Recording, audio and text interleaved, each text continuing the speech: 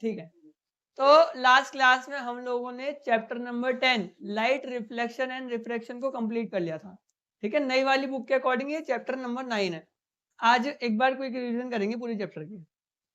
ठीक है, तो रिफ्लेक्शन ऑफ लाइट सबसे पहला टॉपिक है। रिफ्लेक्शन क्या होता है? The bouncing back of beam of light on striking a surface. जब लाइट किसी सरफेस पे टकराती है और टकरा के वापस मुड़ जाती है तो इस प्रोसेस को क्या बोलते हैं? रिफ्लेक्शन बोलते हैं। ठीक है, reflection is the process of bouncing back of beam of light on striking a surface. जैसे लाइट की बीम किसी सरफेस के ऊपर टकराती है, टकरा के वापस मुड़ जाती है, तो इसे क्या बोलते हैं हम लोग? रिफ्लेक्शन बोलते हैं। अच्छा, जो रे आई मतलब जो टकरा रही है सरफेस से उसे इंसिडेंट रे बोलते हैं, और जो टकरा के वापस चली जाती है उसे रिफ्लेक्टेड रे बोलते हैं। ठीक है, देखो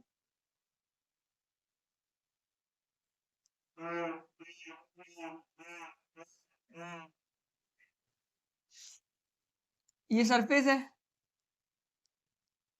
ना? अच्छा, यहां से रे आई, इसे इंसिडेंट रे बोलते हैं, और टकरा के वापस चली गई, इसे रिफ्लेक्टेड रे बोलते हैं। ठीक है, इंसिडेंट रे और रिफ्लेक्टेड रे। और यहाँ पे अगर मैं एक परपेंडिकुलर ड्रॉ करता हूँ तो इस परपेंडिकुलर को हम लोग क्या बोलते हैं? नॉर्मल। इसको क्या बोलते हैं हम लोग? नॉर्मल। अच्छा, इंसिडेंट रे और नॉर्मल के बीच में एक एंगल बनता है। इंसिडेंट रे और नॉर्मल के बीच में एक एंगल बनता है, इसे क्या बोलते हैं? Angle I, angle of incidence. Reflected ray और नॉर्मल के बीच में एक एंगल बनता है, उसे एंगल आर बोलते हैं, एंगल ऑफ रिफ्लेक्शन। आया समझ में? इंसिडेंट रे और नॉर्मल के बीच में बनने वाले एंगल को एंगल ऑफ इंसिडेंस, और रिफ्लेक्टेड रे और नॉर्मल के बीच में बनने वाले एंगल को एंगल ऑफ रिफ्लेक्शन बोलते हैं। ठीक है, तो यहाँ से हम लोग पढ़ेंगे लॉज ऑफ रिफ्लेक्शन को। तो फर्स्ट लॉ कहता है the incident ray the normal and the to the surface at the point of incident ray and the reflected ray all lie in the same plane. मतलब incident ray, normal और reflected ray सारे के सारे एक ही plane के ऊपर लाई करते हैं। दूसरा, angle of incidence is equals to angle of reflection, angle i is equals to angle r. आगे समझ में? ठीक है, reflection is the phenomena of bouncing back of beam of light on striking a surface. तो जैसे ही light किसी surface से टकराती है, टकरा के वापस मुड़ जाती है, इस प्रोसेस को रिफ्लेक्शन बोलते हैं। जब भी रिफ्लेक्शन होता है, ठीक है, तो हम लोगों को यहाँ पे तीन चीजें देखने को मिलती हैं। एक आएगी इंसिडेंट रे, एक रिफ्लेक्टेड रे और एक नॉर्मल। तो इंसिडेंट रे और नॉर्मल के बीच में बनता है angle of incidence, reflected ray और नॉर्मल के बीच में एंगल बनता है एंगल ऑफ रिफ्लेक्शन। ठीक है, एंगल ऑफ इंसिडेंस और एंगल ऑफ रिफ्लेक्शन बराबर होते हैं according to law of reflection. दूसरा लॉ, सेकंड फर्स्ट लॉ बोलता है इंसिडेंट रे, नॉर्मल और रिफ्लेक्टेड रे सारे सारे एक ही प्लेन के ऊपर क्या करते हैं? वो लाई करते हैं। आगे समझ में? फिर उसके बाद हम लोगों ने पढ़ा था मिरर के बारे में। फिर उसके बाद हम लोगों ने किस बारे में पढ़ा था? मिरर। अच्छा, हम लोगों ने प्लेन मिरर और स्फेरिकल मिरर दोनों के बारे में पढ़ा था। प्लेन मिरर के द्वारा कैसी इमेज बनती है? वर्चुअल और इरेक्ट इमेज बनती है। प्लेन मिरर के द्वारा कैसे बनती है? वर्चुअल और इरेक्ट। ठीक है, वर्चुअल का मतलब होता है कि रिफ्लेक्टेड रे एक्चुअल में नहीं मिलती तो वर्चुअल इमेज बनती है। इसके अलावा सेम साइज की बनती है, जो ऑब्जेक्ट का साइज होता है वही इमेज का भी साइज होता है। ठीक है, किसकी इमेज का? Image found by plane mirror. Also it is found at a same distance. ठीक है, at which the object is in front of the mirror. तो जितने डिस्टेंस पर ऑब्जेक्ट है मिरर से, उतने डिस्टेंस पर इनसाइड द मिरर क्या बनेगी? इमेज बनेगी। ठीक है, सेम साइज की बनेगी, सेम डिस्टेंस बनेगी, वर्चुअल और इरेक्ट बनेगी। ऑल्सो यहाँ पर देखा जाता है लेटरल इन्वर्जन। यहाँ पे क्या देखा जाता है? Lateral inversion. अब लेटरल इन्वर्जन का मतलब क्या होता है? लेटरल इन्वर्जन का मतलब होता है लेफ्ट जो होता है वो राइट हो जाता है, और जो राइट होता है वो लेफ्ट। ठीक है, यहाँ तक समझ में आ गया सबको? फिर हम लोगों ने पढ़ा था स्फेरिकल मिरर के बारे में। तो देखो, ये रहा हमारा कन्वेक्स, जिसका रिफ्लेक्टिंग सरफेस बाहर की तरफ मुड़ा हुआ है, और ये कनकेव, रिफ्लेक्टिंग सरफेस अंदर की तरफ मुड़ा हुआ है। ठीक है, जो कन्वेक्स मिरर है, जो कन्वेक्स मिरर है, कन्वेक्स मिरर को हम लोग डाइवर्जिंग मिरर भी बोलते हैं। कन्वेक्स मिरर को क्या बोलते हैं? Diverging mirror. अब कन्वेक्स मिरर को डाइवर्जिंग मिरर क्यों बोलते हैं? क्योंकि लाइट को फैलाने का काम करता है, डाइवर्स करता है। ठीक है, और कनकेव मिरर को कन्वर्जिंग बोलते हैं। कनकेव मिरर को क्या बोलते हैं? कन्वर्जिंग। कन्वर्जिंग क्यों बोलते हैं? ये इकट्ठा करने का काम करता है एक पॉइंट के ऊपर। आया समझ में? नहीं आया? Spherical mirror are of two kind, concave and convex. Concave एक ऐसा मिरर होता है जिसका reflecting surface curved inward, reflecting surface अंदर की तरफ मुड़ा हुआ रहता है, और कन्वेक्स जो होता है उसका रिफ्लेक्टिंग सरफेस जो होता है बाहर की तरफ मुड़ा हुआ होता है। देखो, कनकेव का रिफ्लेक्टिंग सरफेस अंदर है और कन्वेक्स का रिफ्लेक्टिंग सरफेस बाहर है। तो जैसे ही कोई बीम ऑफ लाइट या ray of light convex mirror के ऊपर पड़ती है तो वो फैल जाती है, ठीक है। तो इसलिए इसको कन्वर्जिंग मिरर के नाम से भी जाना जाता है। और जैसे ही कोई beam of light convex concave mirror के ऊपर पड़ती है तो वो एक पॉइंट पे आके इकट्ठा होती है, ठीक है। इसलिए इसको कन्वर्जिंग मिरर के नाम से भी जाना जाता है। अब समझ में आया? कनकेव मिरर को कन्वर्जिंग और कन्वेक्स मिरर को डाइवर्जिंग मिरर कहा जाता है, ठीक है। ठीक है। अच्छा, फिर कुछ टर्म्स पढ़ी थी हम लोगों ने।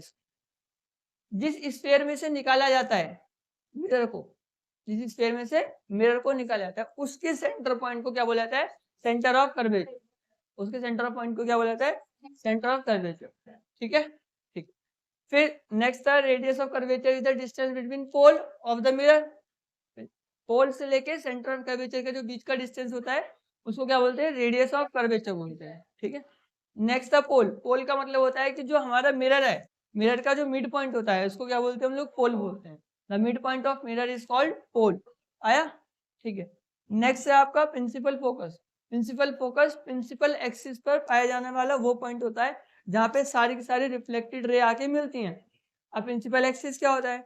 एक ऐसी इमेजिनरी लाइन जो पोल को सेंटर ऑफ कर्वेचर से कनेक्ट करने का काम करती है, मतलब पी को सी से जोड़ने का काम करती है। वो इमेजिनरी लाइन को हम लोग क्या बोलते हैं? प्रिंसिपल एक्सिस बोलते हैं। नहीं आया? आ गया। पी को सी से कनेक्ट करने वाली जो इमेजिनरी लाइन होती है उसको क्या बोलते हैं हम लोग? प्रिंसिपल। प्रिंसिपल एक्सिस पर वो पॉइंट जहां पर सारी की सारी रिफ्लेक्टेड रे आकर मिलती हैं। प्रिंसिपल एक्सिस पर वो पॉइंट जहां पे सारी की सारी रिफ्लेक्टेड रे आके मिलती हैं उसको क्या बोलते हैं हम लोग? फोकस बोलते हैं। आया? आगे सबको समझ? ठीक है। Now focal length. Focal length क्या होती है? Distance between focus and pole. पोल से लेके फोकस तक का जो डिस्टेंस होता है उसको क्या बोलते हैं हम लोग? फोकल लेंथ बोलते हैं, ठीक है। समझ में आ गया? सारे टर्म समझ में आ गए? ठीक है। एक बार हम लोग डायग्राम के थ्रू समझ लेते हैं इसको। जैसे देखो, ये एक मिरर है, वैसे तो रे डायग्राम है उसको समझेंगे बाद में। पहले इसमें जो हम लोगों ने बात करी है अभी सेंटर ऑफ कर्वेचर, फोकस और पोल के बारे में, ठीक है। जैसे ये हमारे एक मिरर है ना। ये जो सेंटर, ये जो सी से रिप्रेजेंट करा रहा है इस पॉइंट को सेंटर ऑफ कर्वेचर बोलते हैं। ये सेंटर ऑफ कर्वेचर उस स्फीयर का सेंटर होता है जिसमें से इस मिरर को निकाला है, ठीक है। ठीक है। अच्छा, ये पोल है। मिरर का सेंटर पॉइंट जो होता है उसे क्या बोलते हैं हम लोग? पोल बोलते हैं। पोल को सेंटर ऑफ कर्वेचर से कनेक्ट करने वाली जो लाइन होती है उसको क्या बोलते हैं हम लोग? प्रिंसिपल एक्सिस बोलते हैं। प्रिंसिपल एक्सिस पर पाया जाने वाला वो पॉइंट जहाँ पर सारी की सारी रिफ्लेक्टेड रे आकर मिलती हैं उसको क्या बोलते हैं हम लोग? फोकस बोलते हैं, ठीक है। ठीक है, समझ में आया? ठीक। अच्छा, सी से लेके पी तक का ये जो डिस्टेंस है, सी से लेके पी तक का जो डिस्टेंस होता है उसको क्या बोलते हैं हम लोग? Radius of curvature. क्या बोलते हैं? Radius of curvature. और पी से लेके एफ तक के बीच का जो डिस्टेंस होता है उसको बोलते हैं फोकल लेंथ।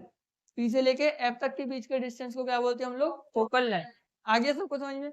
सारी टर्म समझ में आ गई? ठीक है। जब हम लोगों ने मिरर को पढ़ लिया था, ठीक है, तब उसके बाद हम लोगों ने देखा था रे डायग्राम। रे डायग्राम का मतलब होता है कि किस तरीके से कोई रे जब आ रही है मिरर के ऊपर में, ठीक है, अलग अलग कंडीशन से, तो वो अलग अलग कंडीशन से रिफ्लेक्ट बैक होती है। तो कैसे कैसे होती है? सबसे पहली कंडीशन, जब रे पैरेलल टू प्रिंसिपल एक्सिस होगी। जैसे यहाँ पर देखो, रे पैरेलल टू प्रिंसिपल एक्सिस है तो वो रिफ्लेक्ट करेगी फोकस से। आया समझ में? ये नॉर्मल ड्रॉ करा है, इंसिडेंट रे एंगल और रिफ्लेक्टेड रे, ठीक है, एंगल ऑफ रिफ्लेक्शन। तो जब भी ray normal parallel to principal axis जाएगी तो वो कहाँ से रिफ्लेक्ट करेगी? फोकस। समझ में आया? ठीक। अच्छा, यहीं पर कन्वेक्स की बात करें तो देखो, कन्वेक्स क्या करता है? डाइवर्स करता है। डाइवर्स मतलब फैलाता है। तो जैसी रे पड़ी उसने फैला दिया। अच्छा, इधर ये गलत बना हुआ है, ठीक है, एरो ऐसे होगा,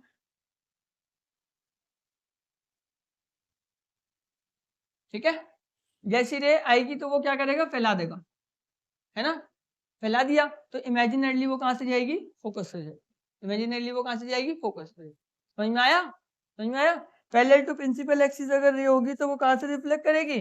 फोकस से रिफ्लेक्ट करेगी, ठीक है। नेक्स्ट कंडीशन, नेक्स्ट कंडीशन है, अगर फोकस से इंसिडेंट रे अगर फोकस से पास करेगी तो वो रिफ्लेक्ट करेगी parallel to principal axis. Incident ray अगर फोकस से पास करेगी तो वो parallel to principal axis reflect करेगी, ठीक है। सिमिलरली देखो, कन्वेक्स में भी है, वो फोकस की तरफ आ रही थी, ठीक है, लेकिन वो डाइवर्स हो गई और पैरेलल टू प्रिंसिपल एक्सिस निकल गई। समझ में आया? वो डाइवर्स हो गई और parallel to principal. Incident ray अगर पैरेलल टू प्रिंसिपल एक्सिस होती है तो वो फोकस से रिफ्लेक्ट बैक होती है, और अगर फोकस से आ रही होती है तो वो कहाँ से जाती है? Parallel to principal axis. समझ में आया? ठीक है। नाउ सेंटर ऑफ कर्वेचर पे आएगी तो सेंटर ऑफ कर्वेचर से ही क्या हो जाएगी? वापस हो जाएगी, क्योंकि यही नॉर्मल होता है, ठीक है, यही परपेंडिकुलर बनता है। तो यहाँ नॉर्मल होगा तो यहीं इंसिडेंट रे होगी और यहीं रिफ्लेक्टेड रे भी होगी, है ना। यहाँ पे भी देखो सेम है कि वो सेंटर ऑफ कर्वेचर की तरफ आ रही थी और वहीं से रिफ्लेक्ट बैक हुई। समझ में आ गई? ठीक है। नेक्स्ट कंडीशन, अगर पोल से आएगी तो अपोजिट डायरेक्शन में पोल से निकल जाएगी, क्योंकि इस वाली कंडीशन में जो प्रिंसिपल एक्सिस होता है वो नॉर्मल की तरह काम करता है। इस वाली कंडीशन में जो प्रिंसिपल एक्सिस होता है वो नॉर्मल की तरह काम करता है। अभी हम लोगों ने पढ़ा रे डायग्राम को, ठीक है। रे डायग्राम में सबसे पहली कंडीशन पढ़ी हम लोगों ने, जब पैरेलल टू प्रिंसिपल एक्सिस होगी। अगर पैरेलल टू प्रिंसिपल एक्सिस होगी तो कहाँ से रिफ्लेक्ट करेगी बताओ? फोकस से करेगी। अगर फोकस से होगी तो वो पैरेलल टू प्रिंसिपल एक्सिस। अगर सेंटर ऑफ कर्वेचर पे होगी तो सेंटर ऑफ कर्वेचर से रिफ्लेक्ट बैक हो जाएगी, ठीक है। और पोल से आएगी तो अपोजिट डायरेक्शन में पोल से रिफ्लेक्ट बैक। यहाँ तक किसी को कोई प्रॉब्लम? पूछ लो, किसी को कुछ पूछना है? सबको क्लियर है? सबको ठीक है। आगे बढ़ रहे फिर हम लोग, सबको, आपको भी ठीक है। अब हम लोग पढ़ेंगे इमेज फॉर्मेशन के बारे में। ये इंपॉर्टेंट है बच्चों, एग्जाम में आता है यहाँ से क्वेश्चन, ठीक है। तो देखो, सबसे पहली condition, when object is at infinity. जब ऑब्जेक्ट कहाँ पे होगा? इंफिनिटी पे। पता नहीं कहाँ से आ रही है, ठीक है, कहाँ से रे ऑफ लाइट आ रही है। तो इंफिनिटी पर होगा। पहले पैरेलल टू प्रिंसिपल एक्सिस आएगी तो वो फोकस से रिफ्लेक्ट करेगी। पैरेलल टू प्रिंसिपल एक्सिस आएगी और वो फोकस से रिफ्लेक्ट करेगी, ठीक है। फिर से पैरेलल टू प्रिंसिपल एक्सिस आई, फोकस से कहाँ पे मिले वो? एफ पे मिले। जहां भी रिफ्लेक्टेड रे मिलती है वहां इमेज बनती है। जहां पर भी रिफ्लेक्टेड रे मिलती है वहां क्या बनती है? इमेज। तो यहाँ पर इमेज कहाँ बन रही है? एफ पे बन रही है। ऑब्वियसली देखो साइज तो छोटा पॉइंट साइज है। और कैसी बन रही है? रियल इमेज बन। जब भी रियल इमेज बनती है वो इन्वर्टेड होती है। जब भी रियल इमेज बनती है वो कैसी होती है? इन्वर्ट। तो यहाँ पर जो इमेज बनेगी उसके कैरेक्टरिस्टिक्स ये होंगे, image will be formed at focus, point size होगी एंड रियल एंड इन्वर्टेड होगी, ठीक है। Next condition, object is beyond C. Object C से पीछे है। सी से पीछे होगा तो एक ray parallel to principal axis आएगी, फोकस से निकल जाएगी। इसने सेंटर ऑफ कर्वेचर से निकाल दिया दूसरे को, ठीक है। तो वो कहाँ पे मीट कर रहे हैं? सी और एफ के बीच में। अच्छा, ऑब्जेक्ट का साइज यहाँ पे देखो कितना बड़ा है और ऑब्जेक्ट का साइज यहाँ पे क्या है? छोटा है। तो इमेज का साइज छोटा है, तो यहाँ पर इमेज जो बनेगी वो डिमिनिश बनेगी, बिटवीन सी एंड एफ बनेगी। डिमिनिश इमेज बनेगी बिटवीन सी एंड एफ बनेगी और रियल एंड इन्वर्टेड बनेगी। सी और एफ के बीच में बनेगी, छोटी बनेगी, और रियल और इन्वर्टेड बनेगी। समझ में आया? समझ में आ गया सबको? कुछ पूछना है किसी को तो पूछ लो। देखो, जब भी रिफ्लेक्टेड रे एक्चुअल में मिलती हैं, जैसे कि ये रिफ्लेक्ट हुई रे और यहाँ से भी रे रिफ्लेक्ट होकर जा रही है, तो जब रिफ्लेक्टेड रे एक्चुअल में मिलेंगी, हमें डॉट करके नहीं मिलाना पड़ेगा उसको, तो वो रियल इमेज बनेगी। जब भी रिफ्लेक्टेड रे एक्चुअल में मिलेगी तो वो रियल इमेज बनाएगी, ठीक है। समझ में आया? जब भी रिफ्लेक्टेड रे एक्चुअल में मिलेंगी तो वो कैसी इमेज बनाएंगी? Real image. कुछ पूछना है आता किसी को तो पूछ, कुछ भी जिज्ञासा नहीं पूछना? ठीक है भाई, ठीक है, ठीक है। नेक्स्ट कंडीशन देखो, व्हेन ऑब्जेक्ट इज एट सी। जब ऑब्जेक्ट कहाँ पर होगा? सी पर होगा। तो भाई सी पर ऑब्जेक्ट हुआ, एक ray parallel to principal axis आई, फोकस से रिफ्लेक्ट बैक हो गई। एक फोकस से आई पैरेलल टू प्रिंसिपल एक्सिस, तो ये दोनों की दोनों कहाँ मिलेंगी? सी पे मिलेंगी, ठीक है। देखो साइज देखो इमेज का, दोनों का सेम क्या है? सेम साइज का है। तो जब भी ऑब्जेक्ट सी पर होगा तो इमेज बनेगी सेम साइज की। इमेज कैसी बनेगी? सेम साइज की इमेज बनेगी, रियल बनेगी, इन्वर्टेड बनेगी और सी पे बनेगी, ठीक है। सेम साइज की इमेज बनेगी, रियल बनेगी, इन्वर्टेड बनेगी और कहाँ पे बनेगी? सी पे बनेगी, ठीक है, ठीक है। नेक्स्ट देखो, object is between C and F. C और एफ के बीच में ऑब्जेक्ट है। अगर सी और एफ के बीच में ऑब्जेक्ट है, ठीक है, तो एक ray parallel to principal axis आई जो कि फोकस से रिफ्लेक्ट बैक हो गई, एक सेंटर ऑफ कर्वेचर से सीधी निकल गई, ठीक है। तो इमेज बनेगी बियॉन्ड सी या बिहाइंड सी, सी से पीछे बनेगी। और देखो ऑब्जेक्ट का साइज छोटा है और इमेज का साइज बड़ा है। सी के पीछे बनेगी, एनलार्ज बनेगी, रियल और इन्वर्टेड बनेगी। सी के पीछे बनेगी, एनलार्ज बनेगी और रियल और इन्वर्टेड बनेगी, ठीक है, ठीक है। नेक्स्ट देखो, नेक्स्ट जब ऑब्जेक्ट फोकस पे होगा, जब ऑब्जेक्ट कहाँ पर होगा? When object is at F, F पर होगा तो एक ray parallel to principal axis आई, फोकस से निकल गई और एक रे इन्होंने सी से निकाली है, ठीक है। तो दोनों लाइन क्या है? पैरेलल है एक दूसरे के, पैरेलल है तो इमेज जो बनेगी वो इन्फिनिटी पर बनेगी। कहाँ बनेगी इमेज? इन्फिनिटी। रियल और इन्वर्टेड ही बनेगी और बहुत बड़ी बनेगी। ठीक है, समझ में आया? ठीक। नेक्स्ट ऑब्जेक्ट जो है बेटा अब P और F के बीच में है ना। Object is between P and F। ठीक है, तो जब ऑब्जेक्ट P और F के बीच में होगा तो एक रे जो है इसने पोल से निकाली है और एक रे फोकस और सेंटर ऑफ कर्वेचर से। तो ये तो यहाँ तो नहीं मिलेंगी आगे जाके कहीं भी, नहीं पीछे यहाँ तो नहीं मिलेंगी, आगे जाके मिलती हुई दिखाई दे रही हैं। अब देखो देखो यहाँ पे मैंने डॉटेड स्ट्रक्चर से इनको मिलाया है ना, एक्चुअल में नहीं मिल रही थी ये, लेकिन लेके जाके मैंने मिलाया है इनको। ठीक है, तो इसलिए ये वर्चुअल इमेज है। कैसी इमेज है ये? वर्चुअल। और वर्चुअल इमेज हमेशा इरेक्ट होती है। वर्चुअल इमेज कैसी होती है? हमेशा इरेक्ट, मतलब सीधी। वर्चुअल इमेज हमेशा सीधी होती है। ठीक है, तो एक बार इस टेबल को देखो। जब ऑब्जेक्ट इंफिनिटी पर होगा, जब ऑब्जेक्ट कहाँ पर होगा? इंफिनिटी पर, तो फोकस पर इमेज बनेगी, हाईली डिमिनिश होगी, मतलब पॉइंट साइज होगी, रियल और इन्वर्टेड होगी। ठीक है, नेक्स्ट ऑब्जेक्ट बियॉन्ड सी होगा, मतलब सी से पीछे होगा, बिटवीन पी एंड एफ बनेगी, डिमिनिश बनेगी, रियल एंड इन्वर्टेड बनेगी। एट सी पर होगा तो सी पर बनेगी, इक्वल साइज बनेगी, रियल और इन्वर्टेड बनेगी। बिटवीन सी एंड एफ होगा तो सी से पीछे बनेगी। ठीक है, एनलार्ज बनेगी, रियल एंड इन्वर्टेड बनेगी। फोकस पे होगा तो इन्फिनिटी बनेगी, हाईली एनलार्ज बनेगी और रियल और इन्वर्टेड बनेगी। और बिटवीन पी एंड एफ होगा तो बिहाइंड द मिरर बनेगी, एनलार्ज बनेगी और वर्चुअल और इरेक्ट बनेगी। कैसे बनेगी? Virtual and erect. ठीक है, ठीक है, ठीक। नेक्स्ट देखो, now image formation by convex mirror. अब हम लोग कन्वेक्स मिरर के बारे में, तो दो कंडीशंस होती हैं इसकी। पहली condition when object is at infinity, तो इंफिनिटी पर ऑब्जेक्ट होगा तो पैरेलल टू प्रिंसिपल एक्सिस आएगी, इमेजिनरली वो फोकस से निकलेगी। फिर पैरेलल टू प्रिंसिपल एक्सिस आएगी, इमेजिनरली वो फोकस है। तो इमेज कहाँ बन रही है? फोकस पे बन रही है। इमेज कहाँ बन रही है? फोकस पे।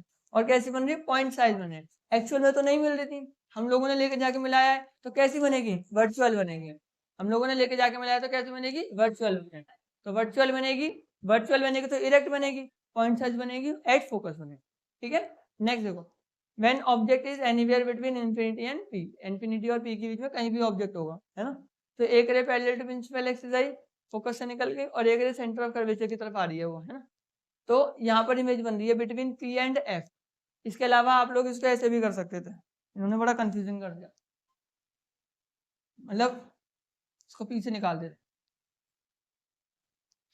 ठीक है,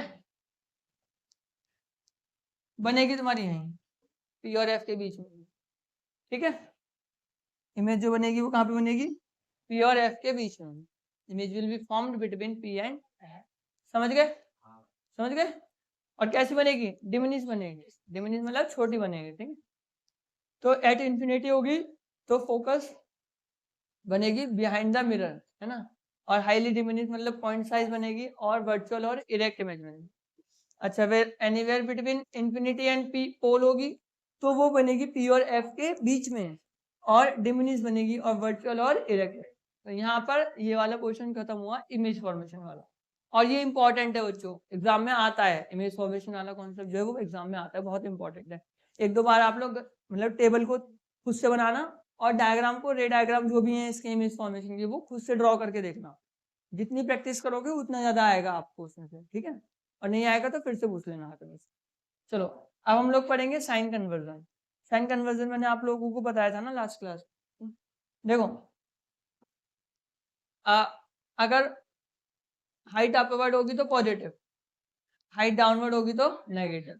ठीक है, डिस्टेंस अगर लेफ्ट की तरफ होगा तो नेगेटिव, डिस्टेंस अगर राइट की तरफ होगा तो पॉजिटिव। ठीक है, तो अब हम लोगों को इमेज को देखना है कनकेव और कन्वेक्स की। तो कनकेव में हो या कन्वेक्स हो, ऑलवेज ऑब्जेक्ट जो होता है वो लेफ्ट साइड होता है। कनकेव मिरर हो या कन्वेक्स मिरर हो, कोई सा भी मिरर हो, ऑलवेज जो ऑब्जेक्ट होता है वो किधर की तरफ होता है? Left side. और इमेज कनकेव के केस में लेफ्ट साइड बनती है और कन्वेक्स के केस में राइट साइड में। कनकेव में एक केस होता है जब P और F के बीच में ऑब्जेक्ट होता है तो राइट साइड बनती है, अदरवाइज सारी की सारी इमेज कैसे बनती है? Left side. ठीक है, फोकल लेंथ मतलब फोकस जो होता है वो, क्योंकि फोकस राइट साइड में होता है, लेफ्ट साइड में होता है कनकेव का, तो इसलिए फोकल लेंथ भी नेगेटिव ही होगी। ठीक है, और राइट साइड में कन्वेक्स का होता है तो उसकी कैसी होगी? पॉजिटिव होगी। तो यहाँ से हम लोगों ने एक टेबल बनाई थी ना। अच्छा, उसको टेबल को पढ़ने से पहले हम लोगों ने ये देखा था कि U, V और F क्या होते हैं। Object distance from mirror is called U, कि ऑब्जेक्ट कितनी दूरी पर है मिरर से, उसको क्या बोलते हैं हम लोग, यू बोलते हैं। Image distance from mirror is called v, image कितनी दूरी पर है ऑब्जेक्ट से, उसको क्या बोलते हैं हम लोग, वी। और focal length is called F, मतलब फोकल लेंथ को किससे रिप्रेजेंट करते हैं, एफ से रिप्रेजेंट करते हैं। तो यू वी और एफ के बीच में रिलेशन होता है 1/v plus 1/u equals to 1/f। अच्छा, इसके लिए हम लोगों ने साइन के लिए एक टेबल बनाई थी ना, कनकेव और कन्वेक्स। कनकेव में u भी नेगेटिव होता है, v भी नेगेटिव होता है और f भी नेगेटिव होता है, ठीक है। कन्वेक्स में u नेगेटिव, ये पॉजिटिव, ये पॉजिटिव, ठीक है। अगर हम लोग हाइट की बात करें, हाइट क्या होगी, हमेशा पॉजिटिव होगी, ऑब्जेक्ट की हाइट, ऑब्जेक्ट की हाइट हमेशा कैसी होगी, पॉजिटिव होगी। और इमेज की हाइट कैसी होगी, नेगेटिव। किसके केस में, कनकेव के केस, कनकेव के केस में इमेज की जो हाइट होगी वो कैसी होगी, नेगेटिव होगी। और कन्वेक्स के केस में कैसी होगी, पॉजिटिव। समझ गए, समझ गए, ठीक। और यहाँ से एक कॉन्सेप्ट और पढ़ा था मैग्निफिकेशन का। Magnification is the ratio of height of object image form to the height of object, ठीक है। मतलब दोनों का रेशियो होता है, कितना लार्ज बनाए कोई हमारी इमेज जो होती है उसको मैग्निफिकेशन बोलते हैं। And it is represented by the symbol m, m equals to h dash upon h। m क्या होता है, h डैश अपॉन h होता है ना। और माइनस v अपॉन u के बराबर भी होता है। ये m equals to height of image form upon height of object, h dash upon h, ठीक है। समझ में आया। तो यहाँ आप लोगों का रिफ्लेक्शन खत्म हुआ। रिफ्लेक्शन में कोई डाउट हो तो पूछ लो, कोई भी, किसी को भी कोई डाउट है। सारा क्लियर हो गया रिफ्लेक्शन, कुछ नहीं पूछना किसी को।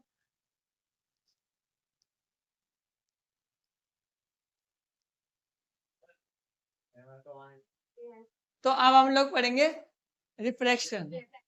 अब हम लोग किसके बारे में पढ़ेंगे, रिफ्लेक्शन। तो रिफ्लेक्शन खत्म हुआ, एक पोर्शन खत्म हुआ इस चैप्टर का, अब आधा पोर्शन बचा है, ठीक है। जैसे देखो क्या होता है कि लाइट जो होती है मीडियम में ट्रेवल करती है। लाइट किस में ट्रेवल करती है, मीडियम। अलग अलग मीडियम की डेंसिटी अलग अलग होती है, मतलब कहीं पे पार्टिकल ज्यादा होते हैं किसी मीडियम में, किसी मीडियम में पार्टिकल कम होते हैं। तो जैसे जैसे मीडियम की डेंसिटी चेंज होती है, लाइट की स्पीड भी चेंज हो जाती है। जैसे जैसे मीडियम की डेंसिटी चेंज होती है तो लाइट की स्पीड क्या हो जाती है, चेंज हो जाती है।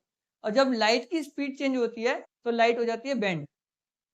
जब लाइट की स्पीड चेंज होती है तो लाइट क्या होती है, बेंड हो जाती है। This phenomena of bending of beam of light on changing the medium of propagation is called reflection of light. इसको क्या बोलते हैं हम लोग, रिफ्रैक्शन ऑफ लाइट, ठीक है। समझ में आया। On changing the medium of propagation, on changing the medium of propagation light bend, light जो होती है क्या हो जाती है, बेंड हो जाती है। और इसको क्या बोलते हैं हम लोग, रिफ्लेक्शन बोलते हैं। इसको क्या बोलते हैं हम लोग, reflection. The phenomena of bending of beam of light on changing the medium of propagation is called reflection. आया, आ गया सबको समझ में, ठीक है। इसका एक एग्जांपल लिया था हम लोगों ने, ग्लास स्लैब से लिया था, है ना। ग्लास स्लैब, ग्लास और एयर की वॉल्यूम अलग अलग है।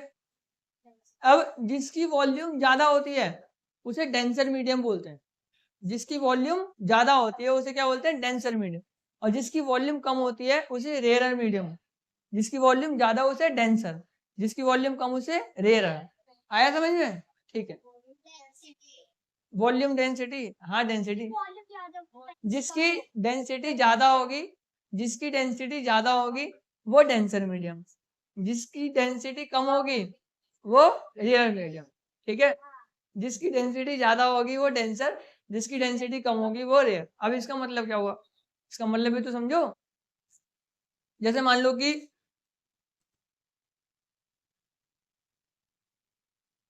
ये यूनिट वॉल्यूम है एयर की, है ना, और ये यूनिट वॉल्यूम है ग्लास की, ठीक है। दोनों की वॉल्यूम सेम है, लेकिन एयर के पार्टिकल क्या होंगे, कंपैरेटिवली कम होंगे ग्लास के कंपेरिजन,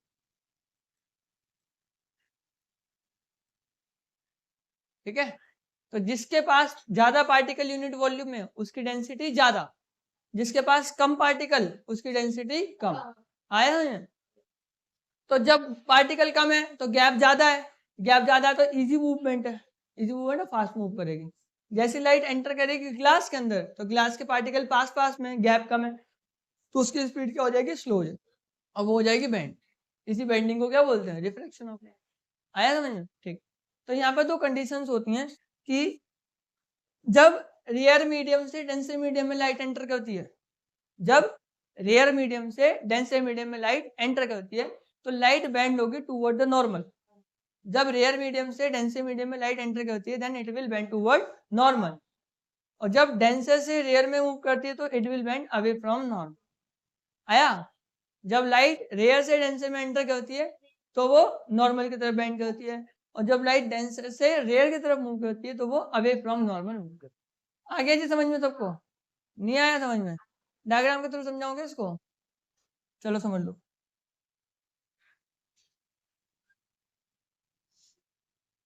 ये क्या है? ग्लास स्लैब है। ये क्या है? नॉर्मल। ठीक है, ये क्या है? नॉर्मल। ये इंसिडेंट रे आई है ना, आ गई रे, है ना? अब रे आई तो रे आई तो बेंड होगी क्योंकि ये एयर है। एयर कैसा मीडियम है? रेयर मीडियम है। ग्लास डेंसर मीडियम है, then it will move toward normal, वो नॉर्मल की तरफ मूव करेगी। ठीक है, समझ में आया? और ये डेंसर से रेयर की तरफ जाएगी then it will move away from normal, तो ये अवे फ्रॉम नॉर्मल जाएगी। समझ में आया? ठीक है, तो इसी को क्या बोलते हैं, रिफ्लेक्शन। रिफ्लेक्शन क्या होता है? Bending of beam of light on changing medium of propagation. जैसे जैसे मीडियम ऑफ प्रोपगेशन चेंज होता है वैसे वैसे लाइट जो होती है वो क्या हो जाती है, बेंड हो जाती है। और जब लाइट रेयर से डेंसर मीडियम में जाएगी तो वो नॉर्मल की तरफ बेंड होगी, और जब डेंसर से रेयर की तरफ जाएगी तो वो अवे फ्रॉम नॉर्मल बेंड होगी। ठीक है, फिर यहाँ से हम लोगों ने पढ़ना था लॉज ऑफ रिफ्रैक्शन। जिस तरीके से लॉ ऑफ रिफ्लेक्शन होते हैं उस तरीके से लॉज ऑफ रिफ्लेक्शन भी होते हैं। According to laws of first law of refraction, incident ray, normal और रिफ्रैक्टेड रे एक ही प्लेन पे लाई करते हैं। ठीक है, दूसरा इंपॉर्टेंट है, इसको स्नेल्स लॉ के नाम से भी जाना जाता है, sine i by sine r equals to constant. Sine i by sine r क्या होता है, कांस्टेंट। किसी भी एक मीडियम के लिए sine of angle i and sine of angle r will be same, always same. ठीक है, चाहे वो कोई भी एक मीडियम हो, एयर हो, ग्लास हो, वाटर हो, वो क्या होगा, सेम होगा। ठीक है, ठीक, ठीक है। नेक्स्ट फिर हम लोगों ने पढ़ा था बच्चों रिफ्रैक्टिव इंडेक्स के बारे में। इसके बारे में, रिफ्रैक्टिव इंडेक्स।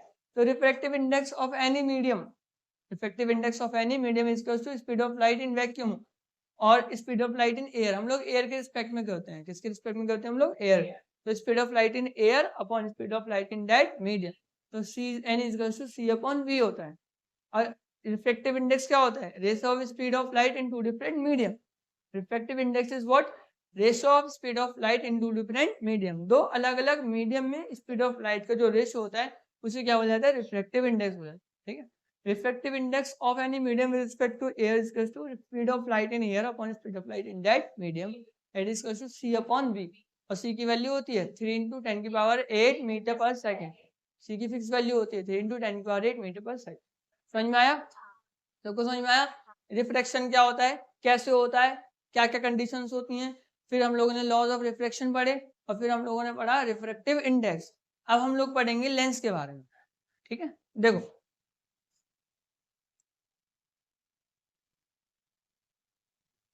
जो स्फेरिकल लेंस होते हैं वो भी दो तरह के होते हैं, कन्वेक्स लेंस और कनकेव। जो कन्वेक्स लेंस होता है उसे कन्वर्जिंग बोलते हैं।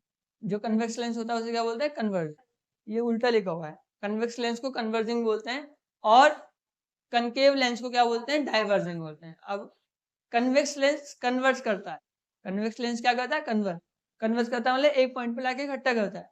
और कन्वेक्स लेंस दिखता कैसा है, कन्वेक्स लेंस ऐसा दिखता है, ये रहा। ठीक है, और ये कौन सा लेंस है, कनकेव। तो देखो ये लाइट को क्या कर रहा है, फैला रहा है, और ये लाइट को क्या कर रहा है, एक पॉइंट पे इकट्ठा कर रहा है। तो कन्वेक्स लेंस जो होता है वो कन्वर्जिंग होता है, और जो कनकेव लेंस होता है वो डाइवर्जिंग होता है। ठीक है, समझ में आया? अच्छा, यहाँ पे भी कुछ टर्म्स होती हैं, यहाँ पे भी क्या होती है, कुछ टर्म। जैसे इस लेंस का जो सेंटर पॉइंट होता है उसे ओ से रिप्रेजेंट करते हैं, ऑप्टिकल सेंटर। अब यहाँ पे बच्चों देखो,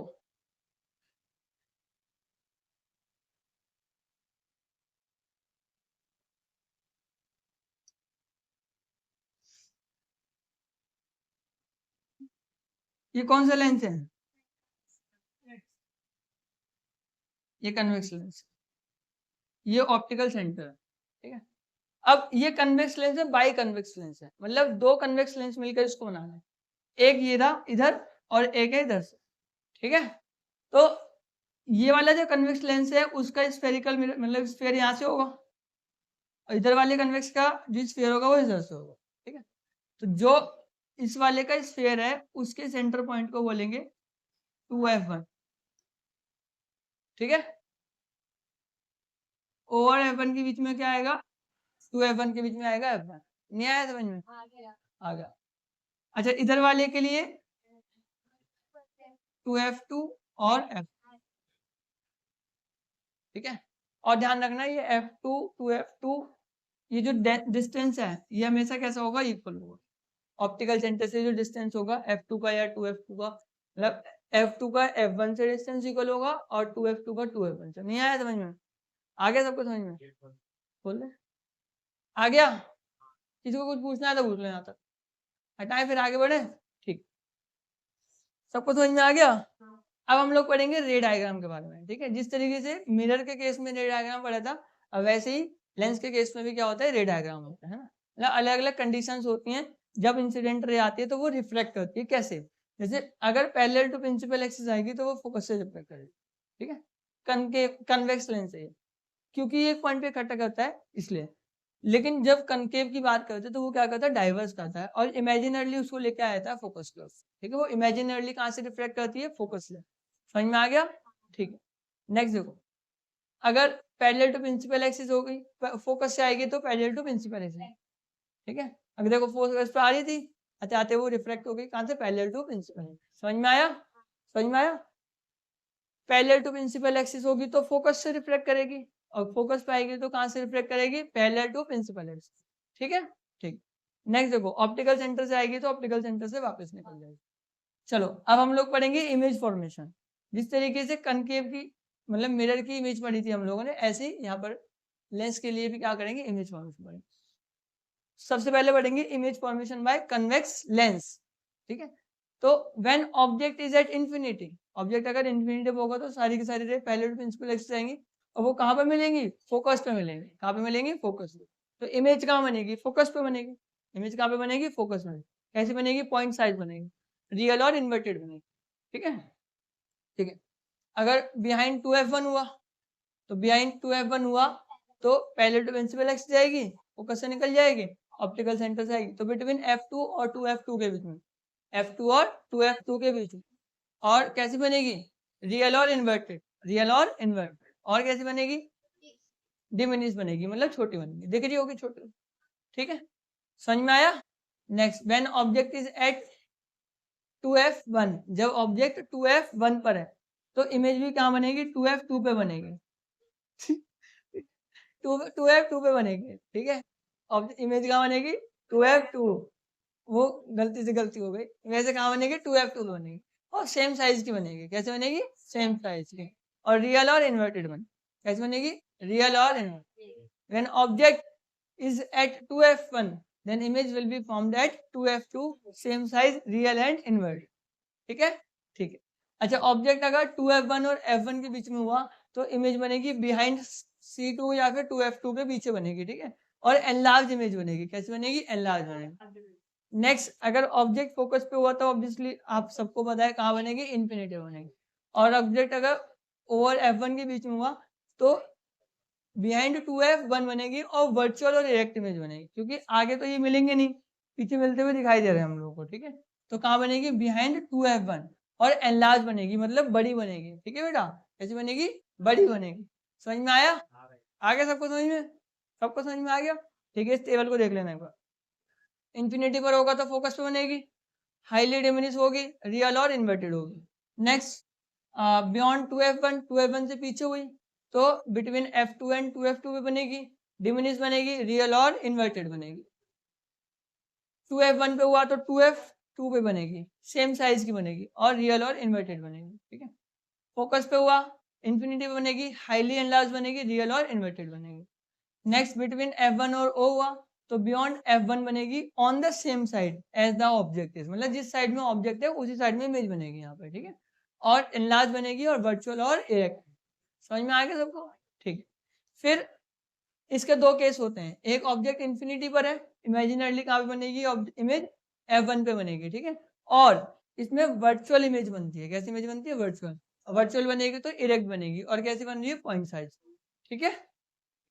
next, object between infinity and optical centre, मतलब ऑप्टिकल सेंटर मतलब कहीं भी हो यहाँ पे, ठीक है, पूरे प्रिंसिपल एक्सिस पे कहीं भी हो, इन्फिनिटी ऑप्टिकल सेंटर में, तो इमेज हमेशा ओवर एफ के बीच में बनेगी और डिमिनिश बनेगी, और रियल और इन्वर्टेड नहीं बनेगी, वर्चुअल और रिएक्ट बनेगी, ठीक है। ठीक है, समझ में आया? नहीं आया? हाईली डिमिनिश का मतलब पॉइंट साइज ही होता है, ठीक है। और कुछ पूछना है तो पूछ लो। जिस तरीके से लेंस फॉर्मूले में यू वी और एफ था, जिस तरीके से मिरर फॉर्मूले में यू वी और एफ था, उसी तरीके से लेंस फॉर्मूले में भी यू वी और एफ है। यू वही है object distance from lens, v वही है image distance from lens, f वही है फोकल लेंथ, बस लेंस फॉर्मूला थोड़ा सा डिफरेंट है। 1/v minus 1/u equals to 1/f, ठीक है। और यहाँ पर भी मैग्निफिकेशन जो होगा वो h डैश अपॉन h होगा, also it is equals to b upon e। Magnification जो होगा h डैश अपॉन h के साथ में b अपॉन u भी, ठीक है। ठीक। फिर उसके बाद हम लोगों ने एक लास्ट टॉपिक पढ़ा था, इसका नाम था power of lens. Power of lens is the ability of a lens to bend the beam of light. Power of lens क्या होती है? किसी भी लेंस की वो एबिलिटी होती है जो वो बीम ऑफ लाइट को क्या करते हैं? बेंड कर।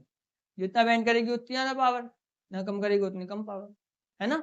पावर मतलब उसकी डेंसिटी ज्यादा होगी तो वो ज्यादा बेंड कर पाएगी, डेंसिटी कम होगी तो कम बेंड कर पाएगी, ठीक है। ठीक है, ठीक है। पावर ऑफ लेंस की जो ऐसा यूनिट होती है वो होती है डायोप्टर। पावर ऑफ लेंस की जो ऐसा यूनिट होती है वो क्या होती है? Dioptre. It is measured in dioptre. One diopter is the focal. One diopter is the power of lens whose focal length is 1 meter. One diopter power उस लेंस की पावर होती है जिसकी फोकल लेंथ 1 मीटर होती है, इसका ध्यान रखना, ठीक है। One diopter is the power of lens whose focal length is 1 meter. Power of lens either be positive और नेगेटिव, पॉजिटिव भी हो सकती है और नेगेटिव भी हो सकती है। पॉजिटिव किसकी होगी? कन्वेक्स लेंस की होगी, और कनकेव की कैसी होगी? Negative. Power of lens positive भी हो सकती है और नेगेटिव, कनकेव की नेगेटिव और कन्वेक्स की पॉजिटिव, क्योंकि कनकेव की फोकल लेंथ नेगेटिव होती है और कन्वेक्स की फोकल लेंथ पॉजिटिव होती है। समझ में आया? अच्छा, जैसे हम लोगों को अलग अलग पावर के लेंस दिए हुए हैं और उनको जोड़ के एक नया लेंस बनाना है, तो नए लेंस की जो पावर होगी वो सारी पावरों को जोड़ के, जैसे P = P1 + P2 + P3, ऐसे जितने लेंस हम लोग जोड़ेंगे उतनी पावर होगी उस नए लेंस, ठीक है। तो यहाँ पे आप लोगों को चैप्टर खत्म हुआ। एक क्लास और लेनी है उसकी, जिसमें हम लोग करेंगे न्यूमेरिकल्स। मतलब इस चैप्टर में प्रीवियस ईयर में आने वाले सारे के सारे न्यूमेरिकल्स को हम लोग नेक्स्ट क्लास में करेंगे, ठीक है, मतलब मंडे। और कुछ पूछना होगा तो नेक्स्ट क्लास में पूछ लेना।